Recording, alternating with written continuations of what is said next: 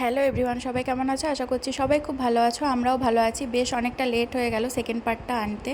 তো দেখো, ভোরবেলায় উঠে আমরা সবাই চলে এসেছি ছোটো মামিমার ঘরে। তো এখানে এখন রনির দধিমঙ্গল হবে। তো সবাই দেখো ঘুম ঘুম চোখ নিয়ে উঠে পড়েছে, আর এখনও সূর্যের আলো ফোটেনি। তো প্রথমে এখানে দেখো বড় মামিমা আশীর্বাদ করে নিচ্ছে, তারপর রনিকে দই চিড়ে খাওয়ানো হবে।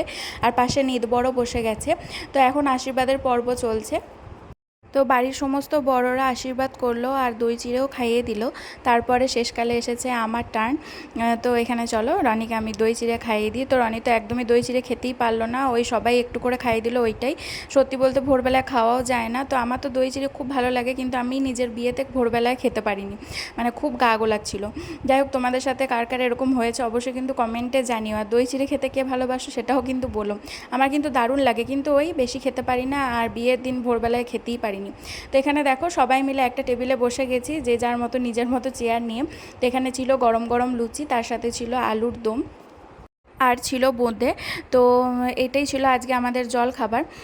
তো রনির বিয়ের তো যখন থেকে ঠিক হয়েছে তখন থেকেই বৃষ্টি হচ্ছিল, আর বিয়ের সময় হবে না তাই কি হয়, আগের দিন তো আমরা ভিজে ভিজে এসেছি, কিন্তু বিয়ের দিনও ভোর থেকেই বৃষ্টি হচ্ছে, মানে দই চিড়েটা খাওয়ানোর পর থেকেই সেই যে বৃষ্টি শুরু হয়েছে।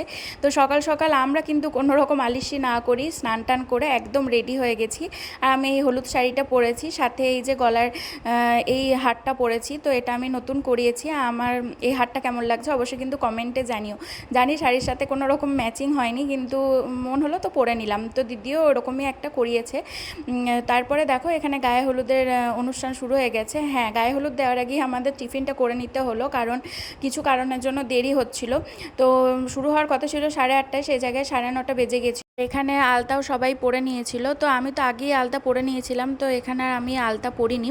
তো চলো রনির গায়ে হলুদ এখন শুরু হচ্ছে। আর এই যে এখানে দেখো মানবাবু ওখানে ক্যাটারিংয়ের দায়িত্বে ছিল, কিন্তু দেখতে পেয়ে গেছে যে বউ বসেছে, তো হঠাৎ করে দেখছি চলে এসেছে। এটা কিন্তু আমার কাছে বিশাল বড় একটা সারপ্রাইজ ছিল।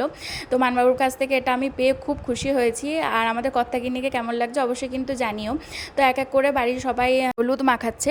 তো আমার কিন্তু বিশাল বড় একটা দায়িত্ব ছিল যে কারুর গাল যেন ফাঁকা না থাকে। আমি তো যার গাল ফাঁকা পেয়েছি জিজ্ঞাসা করে সবারই গালে হলুদ লাগিয়েছি।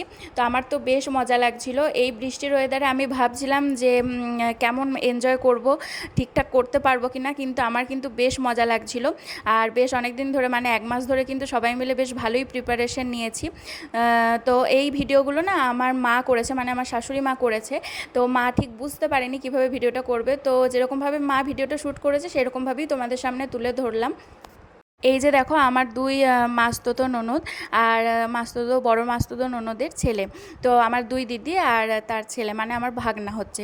তো আমার যে ভাগনা মানে রাজ, সে তো আসতে পারেনি কারণ তার পরীক্ষা ছিল। তো সেই জন্য দিদিকে এখানে তোমরা দেখতে পাচ্ছ, জামাইবাবুকে আর ভাগনাকে এখনও দেখতে পাওনি। গায়ে হলুদটা কমপ্লিট হওয়ার সাথে সাথেই দেখো এখানে তত্ত্বর শাড়িগুলোকেও রেডি করে নেওয়া হলো, কারণ খুব তাড়াতাড়ি তত্ত্ব পাঠাতে হবে। যে টাইমের মধ্যে পাঠানোর কথা ছিল অনেকটাই লেট হয়ে গেছে। আর আমাকে হলুদ মেখে ঠিক এরকম লাগছে। তো হলুদটা না মানে কি বলবো, একটু জল জল ছিল আর গুঁড়ো গুঁড়ো ছিল, তো সেই জন্য মুখের এই অবস্থা। তো এই হচ্ছে আমার আর এক মামাতো যা। তো গায়ে হলুদ মাখার পর আমরা সবাই মিলে এখন ছবি টবি তুলছিলাম।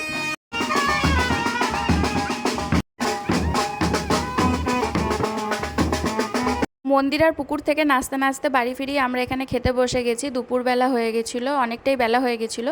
তো এখানে ভাত, ডাল আর চচ্চড়ি, তার সাথে ছিল পটল চিংড়ি, আর ছিল মাছের কালিয়া, আর শেষ পাতে ছিল চাটনি আর পাঁপড়। তো তোমাদের কেমন লাগলো জানি।